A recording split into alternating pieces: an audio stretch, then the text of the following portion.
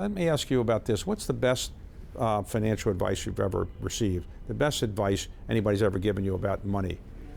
A couple of things. First of all, invest early, because if you invest early, even if you don't think it's that much, you get the compounding going. The other one is invest in women.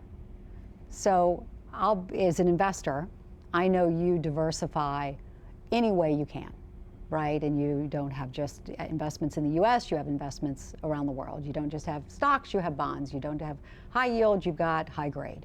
We diversify as investors in any way we can. One way we do not diversify is gender. So what we try to do at Ellevest with our investments that we make in private equities, private investments for women, is we try to have more women managers than men to even that out. What's the biggest mistake that you think women or men make when they're investing? It's different. For men, it's overtrading. For women, it's not investing. And we've been socialized as women. You know, my friend Reshma Saujani talks about boys are taught to be brave, girls are taught to be perfect. And so men will get in there and invest, and women are like, whoa, what's a basis point? What's a drawdown risk? What's a private equity? And they'll wait till they get an A, which they never do. So would you like your legacy to be 30 years from now or 40 years from now when you say, I'm not going to do this anymore?